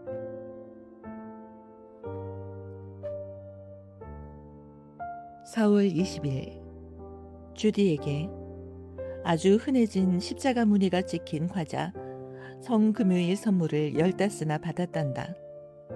드페이스터 램버트라는 부인이 보내왔어. 며칠 전에 티파티에서 만났는데 의식을 중요시하는 고교회파 신도이고 무슨 생각을 하고 있는지 전혀 짐작할 수 없는 사람이었어. 괄호 열고 이제 아무도 티파티가 어리석게도 시간을 낭비하는 것에 지나지 않는다고 말할 수는 없을 거야. 괄호 닫고. 그 부인은 우리 집이 없는 사랑스러운 아이들에 대해서 물어보더니 내가 고귀한 일을 하고 있다며 꼭 보상을 받게 될 거라고 말했어. 그 여자 눈을 보니까 취한 것 같아서 앉아서 30분 동안 얘기를 했어. 이제 내가 직접 그 부인에게 가서 감사의 말을 해야겠어. 우리 집 없는 사랑스러운 아이들이 그 롤빵을 보고 얼마나 기뻐했는지 아주 애절하도록 자세하게 말이야. 물론 사랑스러운 꼬마 펀치가 자기 롤빵을 아주 정확하게 스나이드 선생에게 던져 그녀의 얼굴을 엉망으로 만들어 놓았다는 이야기는 빼야겠지. 잘만 하면 드페이스터 램버트 부인이 좋은 기부자가 되도록 할 수 있을 것 같아. 아, 요즘 나는 점점 가장 지독한 구걸꾼이 되어가고 있어. 우리 가족들은 감히 이곳에 오려고 하지도 않아. 내가 그렇게 뻔뻔스럽게 팁을 요구하기 때문이지. 아버지가 우리 근사한 정원사들을 위해서 즉시 65벌의 작업복을 실어 보내주지 않으면 내 전화번호부에서 아버지 이름을 지워버리겠다고 협박을 했거든. 오늘 아침에 우스터의 J.L. 맥브라이드 상회가 보낸 상자 2개를 가져가라고 운송회사에서 연락이 왔어. 그래서 난 아버지가 나와 인연을 끊고 싶지는 않으신가 보다 하고 생각했지. 지미 오빠는 아직 아무것도 보내오지 않았지만 이제 많은 월급을 받게 되면 달라지겠지. 나는 오빠한테 필요한 것들을 아주 애절하게 써보냈단다. 그런데 고든 헤로크 씨는 벌써 모성에 대해서 이해를 하는 것 같다. 자기가 보내준 땅콩이랑 동물 인형들에 대해서 굉장히 기뻐하니까 요즘은 며칠마다 무슨 선물이든지 한 가지씩 꼭 보내주거든. 그래서 전에 보냈던 것과 똑같지 않은 감사의 편지를 쓰느라고 시간을 다 써버리고 있단다. 지난주에는 커다란 주홍색 공을 한 다스나 보냈어. 그래서 아이들 방은 공으로 가득 찼어. 걸으려면 앞에 있는 공을 걷어차야 될 정도야. 또 어제는 18리터나 되는 개구리와 오리, 물고기를 보내서 지금 목욕통 안에서 둥둥 떠다니고 있단다. 아, 최고의 평의원님. 그것들을 담아 놓을 수 있는 통을 보내주세요. 언제나 같은 셀리 맥브라이드. 화요일, 주디에게. 봄이 어딘가에 숨어서 기다리고 있는 것이 틀림없어. 새들이 남쪽 지방에서 오고 있으니까. 이제 너희 부부도 새들처럼 남쪽에서 돌아와야 할 때가 아닐까? 새들의 여행 소식에 나온 사유면 기사. 개똥집박이 부부가 처음으로 플로리다 여행에서 돌아왔습니다. 저비스 펜들턴 씨 부부도 빨리 돌아오시기를 바랍니다.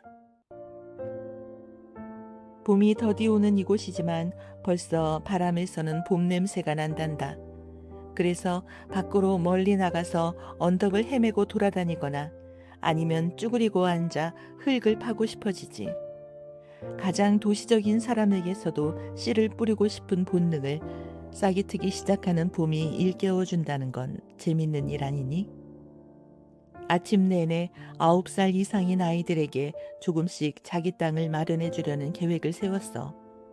아무래도 큰 감자밭을 써야겠어. 62명이나 되는 아이들에게 조금씩이나마 자기 땅을 주려면 그곳이 제일 적당하거든. 북쪽 창문에서 지켜보기에도 가깝고 아직은 땅도 충분히 기름지고 그곳을 어수선하게 만들어도 아름다운 잔디밭 풍경에는 해를 끼치지 않을 거야. 거기다 땅이 비옥하니까 아이들이 성공을 거둘 확률도 높고 나는 우리 아이들이 가엾게도 여름 내내 애만 쓰다가 결국 아무것도 얻지 못하는 모습을 보고 싶지는 않아. 어떤 동기를 부여해주기 위해서 비록 우리가 산더미 같은 무에다 파묻혀버릴 것 같더라도 고아원에서 아이들이 재배한 것을 진짜 돈을 지불하고 사겠다고 알릴 생각이야. 아이들에게 자립정신과 자발적인 마음을 길러주고 싶어. 이런 두 가지 성질은 아이들에게 눈에 띌 정도로 부족해. 괄호 열고 세디케이트와 몇몇 장난꾸러기한테는 그렇지 않지만 괄호 닫고 짓궂은 장난이라도 할 만한 아이면 아주 희망적이라고 생각해. 용기가 없고 활발하지 못한 아이들이 오히려 걱정이 된다고. 최근 며칠 동안은 펀치에게서 악마를 나오게 하느라고 시간을 보냈어. 그런 일만 하면서 시간을 보낼 수 있다면 꽤나 재미있는 일일 거야. 하지만 또 다른 107명의 악마들을 지켜보다 보면 도무지 정신을 차릴 수가 없어. 이곳 생활에서 제일 끔찍한 것은 무슨 일을 하고 있든지 내가 하고 있지 않는 그렇지만 꼭 해야만 하는 또 다른 일이 치맛자락을 계속해서 잡아당기고 있다는 거야. 펀치 그 아이에게 들어가 있는 악마가 한 사람, 두 사람이라면 말할 필요도 없이 더 좋겠지만 한 사람의 모든 관심을 전부 필요로 한다는 데는 의심의 여지도 없어. 두 사람이라면 그래도 교대로 휴식을 취할 수는 있을 테니까. 세디케이트가 방금 아이들 방에서 달려오더니 한 아이가 주황색 금붕어를 꿀꺽 삼켰다는 소식을 전해주었단다. 고든 씨가 보내준 선물이었지. 아이고, 도대체 고아원에서는 얼마나 많은 사고가 일어날 수 있는 걸까? 밤 9시에 아이들은 모두 잠이 들었어. 방금 이런 생각이 났어. 동물이 아닌 인간 아이들 사이에서도 겨울잠이 유행하게 되면 얼마나 멋있을까. 10월 1일에 아이들을 침대 속에 눕혀놓고 그대로 4월 22일까지 있게 할 수 있다면 고아원을 운영하는 일이 참 즐거워질 텐데. 언제나 너의 친구 셀리. 4월 24일 저비스 펜들턴 회장님께. 이 편지는 제가 10분 전에 보낸 야간 전보를 보충하기 위한 것입니다. 50마디로는 제 감정을 충분히 설명드릴 수가 없어서요. 그래서 1000마디를 덧붙입니다. 이 편지를 받아보실 때면 아실 일이지만 저는 농부를 해고했습니다. 그런데 그 사람은 그 사실을 받아들이지 않았습니다. 그 사람은 저보다 2배는 큰 몸집을 가졌기 때문에 문으로 끌고 가서 밖으로 쫓아낼 수도 없습니다. 평의원회 회장이 공식적인 서류에 타이프로 강경하게 써보낸 통지가 아니라면 해결될 것 같지 않군요. 그러니 가능한 한 빨리 이것을 회장님께 보내주셨으면 좋겠습니다. 이런 일이 생기게 된 데는 까닭이 있습니다. 제가 이곳에 왔을 때는 아직 겨울철이어서 농장일이 별로 없었기 때문에 로버트 스텔리에게 돼지우리를 깨끗이 해야 한다고 2번 주의를 주었을 뿐 그것 말고는 지금까지 거의 신경을 쓰지 않았습니다. 하지만 오늘은 봄에 씨를 뿌리는 일에 대해 의논을 하려고 그를 불렀습니다. 요청한 대로 스텔리는 왔습니다. 그런데 내 사무실에서 모자를 그냥 쓴 채로 아무렇게나 의자에 앉는 것이었습니다. 저는 부드러운 목소리로 모자를 벗는 것은 꼭 필요한 일이라고 말해 주었습니다. 남자 아이들을 심부름 보낼 때 하는 것처럼 말입니다. 실내에서 모자 벗기는 남성 행동의 첫째 규칙이니까요. 스텔리는 제 요구에 순순히 따랐습니다. 그리고는 제가 무슨 말을 할까 몹시 긴장한 눈치였습니다. 저는 당면한 문제에 대해서 이야기를 했습니다. 즉, 내년도 존 그리어 홈의 식단에서 감자를 줄이겠다는 이야기를 했습니다. 그랬더니 농부는 사이러스 위코프 각하 같은 태도로 투덜거리는데 마치 그 평의원보다도 더 노골적이고 비신사적인 태도였답니다. 감자 대신 먹을 것으로 옥수수, 강낭콩, 양파, 완두콩, 토마토, 사탕무, 당근, 순무를 일일이 열거해 주었습니다. 스텔리는 감자와 양배추가 자기에게 좋은 양식이라면 고아원 아이들에게도 충분히 좋은 양식이 될 거라고 말했습니다. 저는 동요하지 않고 2에이커의 감자밭을 갈아서 비료를 준 후 60개의 개별적인 밭으로 나누어서 아이들이 일을 할 수 있도록 하라고 말했습니다. 그때 스텔리는 폭발했습니다. 2에이커의 밭은 이곳 전체에서도 가장 비옥하고 쓸모있는 땅이었습니다. 내가 그 땅을 아이들이 엉망으로 만들도록 할 것이라고 생각했는지 빨리 그 문제에 대해 평의원회로부터 지시를 받아야 한다는 것이었습니다. 그 밭은 감자를 재배하기에 적합하고 언제나 감자를 재배해왔으며 그 밭에 대해 말할 권리가 자신에게 있는 한 계속해서 그 밭에서 감자를 재배하겠다는 것이었습니다. 당신에게는 밭에 대해 말할 수 있는 권리가 없어요. 저는 부드럽게 대답해 주었습니다. 그 에이커의 밭은 아이들이 사용하기에 제일 좋은 땅이라고 내가 이미 결정했어요. 그러니 당신과 감자는 물러나야만 할 거예요. 그랬더니 스텔리는 시골 사람처럼 무섭게 화를 내면서 이 빌어먹을 도시놈들이 자기 일을 방해한다면 가만두지 않겠다고 했답니다. 저는 아일랜드인을 선조로 둔 빨간 머리로서는 매우 조용한 태도로 이 고아원은 오직 아이들을 위해 운영되는 곳이며 아이들이 고아원의 이익을 위해 이용되어서는 안 된다고 설명해 주었습니다.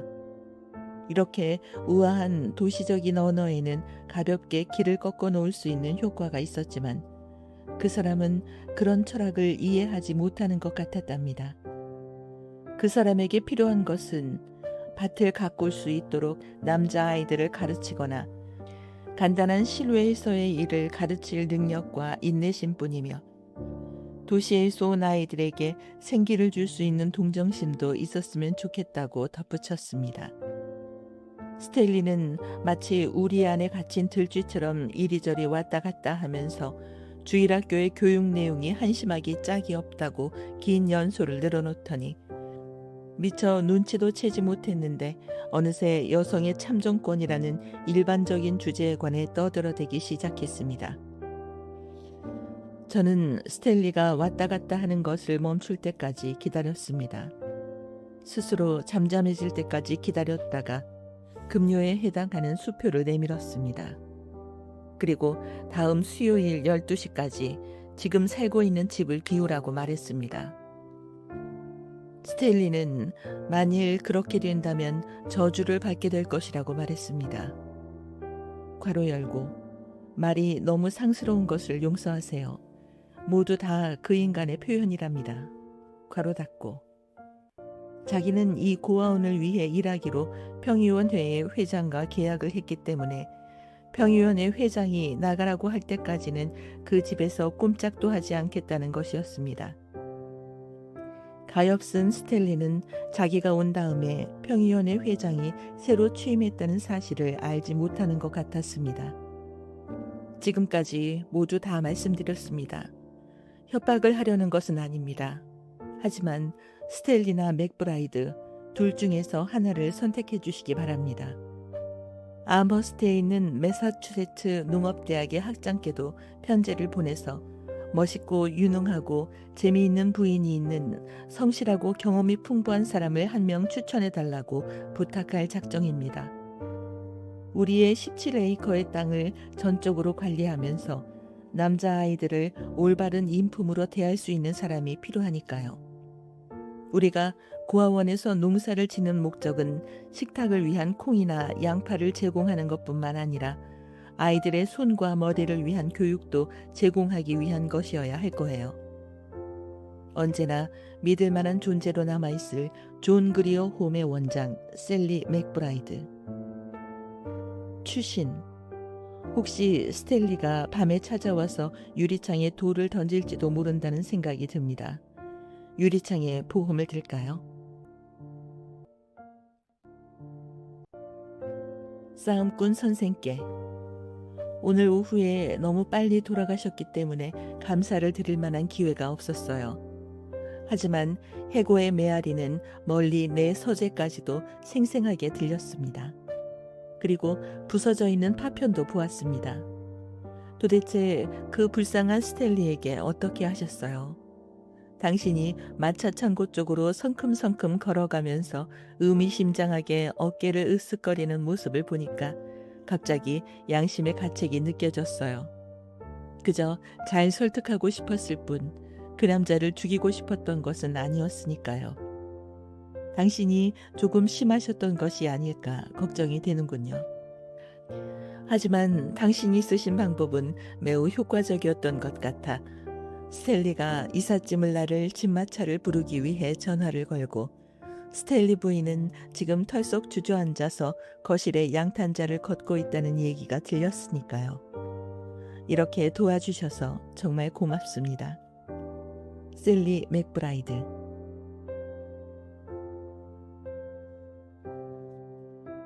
4월 26일 저비스 씨께. 저비스 씨께서 보내신 강경한 전보는 결국 필요없게 되어버렸습니다. 로빈 맥클레이 선생이 그는 싸움이 일어나자 아주 대담하게 나섰어요. 그 일을 잘 마무리 지었거든요. 회장님께 편지를 쓰고 난 직후 너무 화가 나서 속이 부글부글 끓었기 때문에 의사 선생에게 전화를 걸어서 다시 한번 모든 일을 빠짐없이 알려주었습니다. 알고 보니 샌디에게는 비록 결점이 있긴 하지만 괄호 열고 그에게는 분명 결점이 있습니다. 괄호 닫고. 상식을 비상식적으로 표현하는 재주가 있었답니다. 샌디는 그 밭이 얼마나 유용한지도 스텔리는 소용없다기보다는 오히려 해로운 존재라는 사실도 알고 있었습니다. 그리고 또 그는 원장의 권위는 세워져야만 합니다. 라고까지 말했답니다. 내 귀를 의심했지만 그는 분명히 그렇게 말했습니다. 그리고는 수화기를 놓고 차에 시동을 걸고 제한 속도를 위반하면서 이곳으로 날듯이 달려왔습니다. 그리고는 곧장 스텔리에게로 가서 순수한 스코틀랜드인같이 화를 내며 그를 몰아대면서 마차 창고의 유리창이 산산조각이 날 정도로 맹렬하고 빈틈없이 그 사람을 해고했습니다. 오늘 아침 11시 스텔리의 이삿짐을 실은 집마차가 덜컥거리면서 고아원을 나간 후 존 그리어 홈에는 아주 평화로운 기운이 머물고 있습니다. 이상적인 농부가 오기만을 가득 기대에 차서 기다리는 동안 마을에서 온 사람이 도와주기로 했습니다. 이런 문제로 걱정을 끼쳐드려서 정말 죄송합니다. 주디에게 전해주세요. 제게 편지 한 통을 빚지고 있다고 말이에요. 그리고 그 빚을 갚지 않으면 제게서 소식을 듣지 못할 것이라는 말도 해주세요. 당신의 충실한 하인, 셀리 맥브라이드.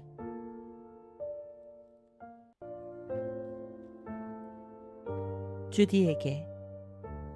어제 저비스 씨께 보낸 편지에서 양철 목욕통을 3개 보내준 것에 대해 고맙다는 말을 하는 것을 빼먹었더구나. 괄호 열고 이건 펀치가 쓰는 말이란다. 괄호 닫고. 옆면이 진홍색인 하늘색 목욕통 때문에 아이들 방이 한결 환해졌단다. 너무 커서 아기들 입에 들어갈 수 없는 그 선물이 정말 마음에 들어. 다행스럽게도 손기술을 가르치는 일이 잘 되어가고 있단다. 아이들이 만든 나무 의자들을 낡은 국민학교 교실에 설치하고 있어.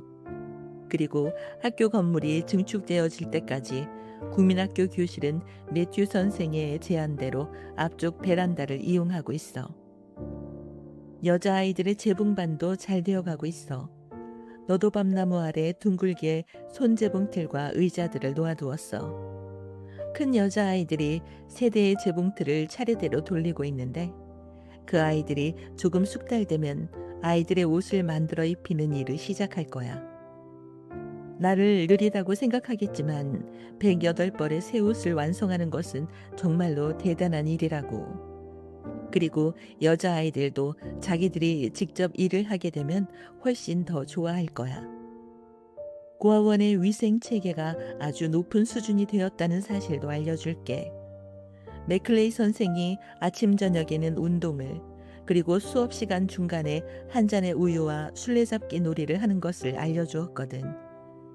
맥클레이 선생은 생리학 교실도 만들었어. 그리고 아이들을 작은 그룹으로 나누어서 자기 집으로 오게 했어.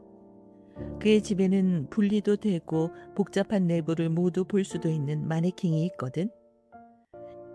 이제 아이들은 자기네 소화기관에 대한 과학적인 진리를 마더구주의 동요만큼이나 유창하게 제잘거릴 수 있단다. 우리 아이들은 정말로 눈에 띄게 똑똑해지고 있어. 우리 아이들이 말하는 것을 들으면 절대로 고아라고 짐작도 하지 못할 거야. 우리 아이들은 보스턴의 아이들과 똑같아. 오후 2시에. 오, 주디, 세상에 어떻게 이런 일이. 몇 주 전에 예쁜 여자아이 한 명을 어느 집에서 입양을 해주었으면 하고 바라던 중 아주 좋은 가정으로 가게 되었다고 했지. 그 집은 산뜻한 시골 마을에 있는 무척 친절한 기독교인 가정이었어.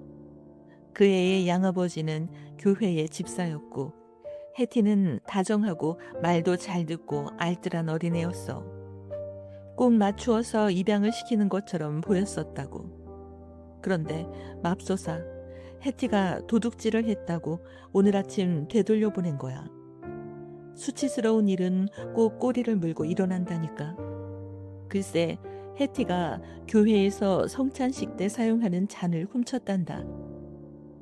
해티는 흐느껴 울고 그 사람들은 난리를 피우고 그 속에서 진실을 알아내느라고 30분이나 걸렸어. 그 가족이 참석하는 교회는 우리 의사 선생만큼이나 아주 현대적이고 위생적이었던 것 같아. 그래서 개인별로 성찬식용 잔을 하나씩 받았나 봐.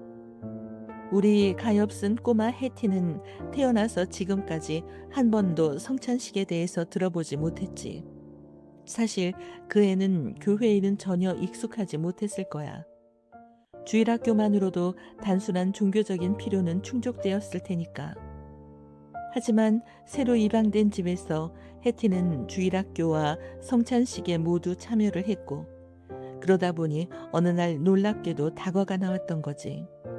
그런데 그들이 해티는 빠뜨린 거야. 하지만 해티는 아무 말도 하지 않았어. 빠뜨려지는 데는 이미 익숙해져 있었으니까. 그런데 집으로 돌아가려고 할 때 은으로 만든 작은 컵이 우연찮게도 의자에 그냥 남아있는 것을 보게 된 거야. 그것이 원하면 가져갈 수 있는 기념품이라고 생각했는지 그걸 집어서 주머니에 넣은 거야. 이틀 후에 그 잔은 해티의 인형집에서 제일 귀중한 장식물로 빛을 내게 되었어.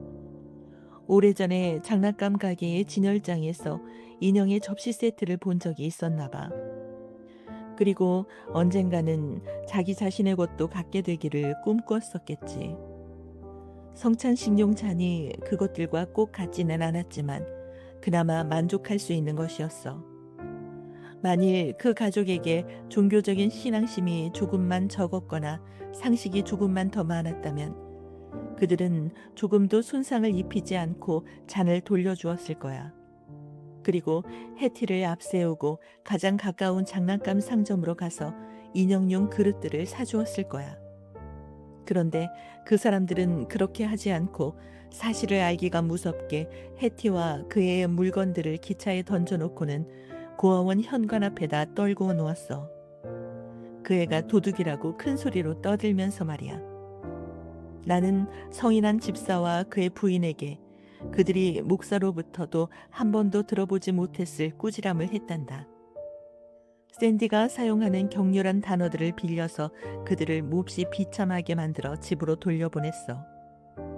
가엾은 꼬마 해티는 높다란 희망이 사라진 채 이곳으로 다시 돌아온 거야. 입양해간 부모들의 비위를 거슬러서 고아원으로 돌려보내지면 아이에게는 도덕적으로 몹시 안 좋은 영향이 있어. 특히 죄를 저질렀다는 것을 미처 알지 못한 때는 더욱 그렇지. 아이는 이 세상이 알려지지 않은 함정으로 가득 차 있다고 느끼게 되고, 그래서 세상으로 발을 내딛기가 두려워지는 거야. 이제 나는 해티에게 새로운 부모를 찾아주기 위해 모든 힘을 기울여야겠어. 새로운 부모는 자기들의 어린 시절을 전적으로 잊어버렸을 만큼 나이가 많고 고집이 세고 유능한 사람이 아니어야겠어. 일요일, 새로 농부가 한 사람 왔다는 말을 하는 것을 잊었어. 이름은 텐필트야. 그의 부인은 사랑스러운 노란 머리에 보조개까지 있어. 그 여자가 고아라면 1분 만에 입양시킬 수 있을 거야. 그녀를 놓쳐버릴 수는 없어. 나는 농부가 살 집 옆에다 부속 건물을 세우고 그녀가 돌보아줄 일종의 병아리 집을 세우려는 계획을 생각 중이야. 그곳에서 새로 병아리들을 키울 수 있겠지. 어떠한 전염병도 전혀 없고 다른 커다란 닭들 사이에서 잃어버리기 전에 가능한 한 신성을 모독하는 행위를 제거하려는 거야. 부담이 되겠니? 개별적인 관심을 기울여야 하는 아이가 있을 수 있는 고립된 장소를 갖는 일은 이렇게 소음과 혼잡으로 가득한 고아원에서는 반드시 필요한 일이란다. 이곳 아이들 중 몇 명은 유전적으로 신경과민 증상을 보이는데 조용한 명상의 시간이 되면 드러난단다. 내 어휘가 전문적이고 학술적이지. 매일 로빈 맥클레이 선생과 나누는 대화는 전적으로 교육적이거든. 템필트가 온 후에 우리 돼지들을 보여주고 싶으나 너무도 깨끗하고 핑크빛인 게 자연스럽지가 못할 정도여서 돼지들도 서로 지나치면서 서로를 알아보지 못한단다. 감자밭도 몰라볼 정도야. 꼭 장기판처럼 네모 반듯하게 줄과 말뚝으로 경계를 정했어. 모든 아이들이 말뚝을 박아서 자기 땅을 표시했어. 아이들에게는 지금 씨앗 이름을 적어놓은 목록이 유일한 읽을 거리란다. 노아가 방금 마을에서 돌아왔어. 일요일 신문을 사러 갔었거든. 그것이 노아가 여가를 즐기는 방법이야. 노아는 몹시 교양 있는 사람이야. 신문을 완전히 읽을 줄 알 뿐 아니라 읽을 때는 별같아 안경을 쓴단다. 그리고 네가 금요일 밤에 써서 보낸 편지도 노아가 우체국에서 찾아왔단다. 너와 저비스 씨가 괴스타벌링을 좋아하지 않는 것을 알게 되어 속이 상해. 내가 유일하게 할 수 있는 말은 어쩌면 펜들턴 가족은 이렇게도 문학적 취향이 부족할 수 있을까? 바로 그것이란다.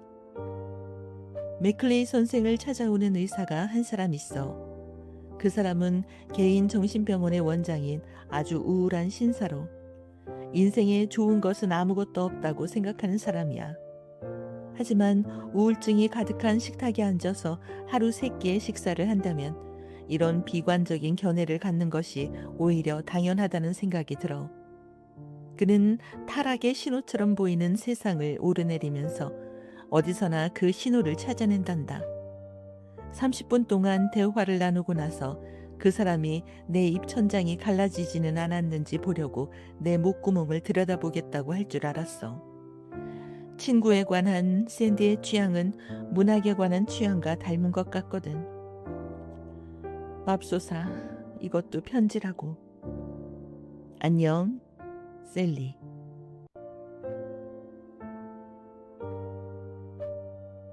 5월 2일 목요일. 주디에게. 이렇게 당황스러울 정도로 사건이 연달아 일어나다니 존 그리어 홈은 숨 돌릴 틈도 없어. 목수와 배관공, 석수장이들이 이곳에서 일을 하는 동안에 아이들과 무엇을 해야 좋을지 그 문제를 해결하는 중이야. 아니, 보다 정확히 말하면 소중한 나의 오빠가 나를 위해서 그 문제를 해결해 준 거지. 오늘 오후에 침대 시트가 얼마나 있는지를 살폈거든. 그랬더니 놀랍게도 아이들의 침대에 2주일마다 한 번씩 갈아 끼울 만큼밖에는 없는 거야. 지금까지는 그렇게 하는 것이 우리 고아원의 속수무책적인 관례가 되었던 것 같아. 꼭 중세의 성주 같은 모습으로 허리에 열쇠꾸러미를 달고 계속 일을 하고 있는데 누가 안내되어 왔는지 아니? 바로 지미 오빠였어. 쉴 틈도 없이 바빴기 때문에 나는 그의 코에다 가볍게 키스를 하고는 제일 나이 많은 아이들 2명이 맡고 있는 곳을 둘러보라고 했어. 그 아이들은 자기네 친구 6명을 모아 야구팀을 조직했어. 지미 오빠는 숨을 헐떡이면서 하지만 몹시 즐거워하면서 돌아왔어. 그리고는 주말까지 원래 예정보다 오래 있어주기로 했어. 비록 저녁 식사를 고아원에서 먹고 나더니 앞으로 식사는 호텔에서 하겠다고 결정했지만 말이야. 난로 앞에 앉아 커피를 마시면서 새우리를 만드는 동안 우리 병아리들을 어떻게 해야 할지 고민이라며 오빠에게 털어놓았어. 너도 지미 오빠를 알잖니.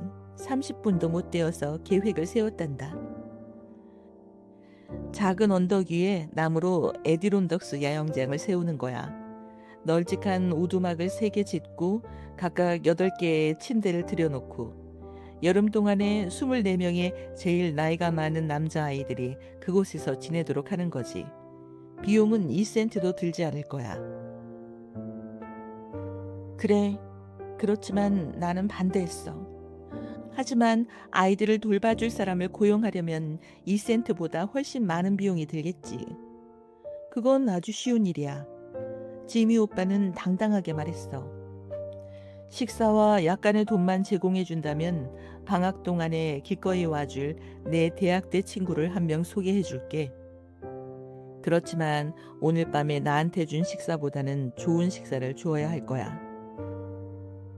맥클레이 선생이 병실을 둘러보고 9시쯤 해서 들렀어. 아이 3명이 100일에 걸렸거든. 하지만 전부 격리시켜 놓았기 때문에 더 이상 100일에 걸릴 아이는 없어. 그 3명의 아이가 어떻게 100일에 걸렸는지는 수수께끼야.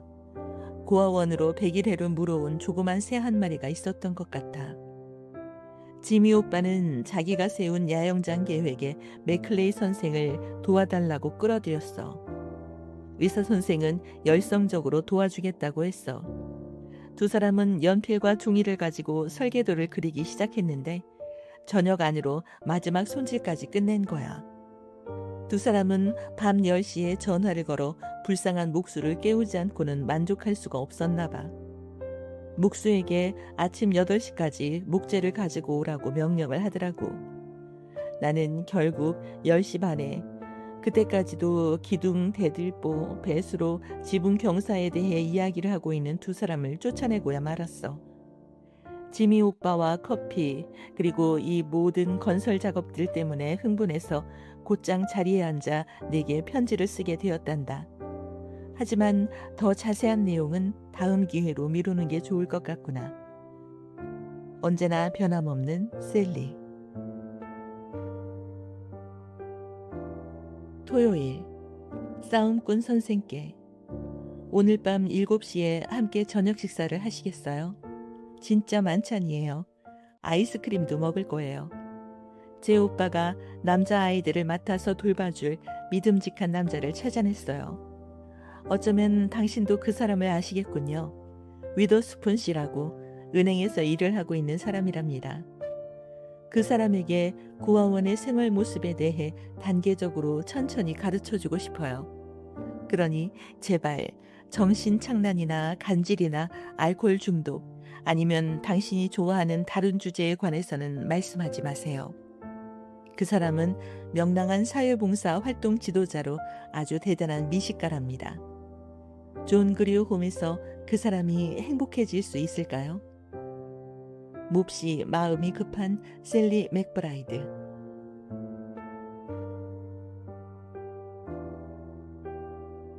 구독과 좋아요, 알림 설정은 당신의 잠을 더욱 달콤하게 만들어 드릴 것입니다. 지금까지 키다리 아저씨 그 후 이야기 2부 낭독을 마칩니다. 끝까지 들어주셔서 고맙습니다.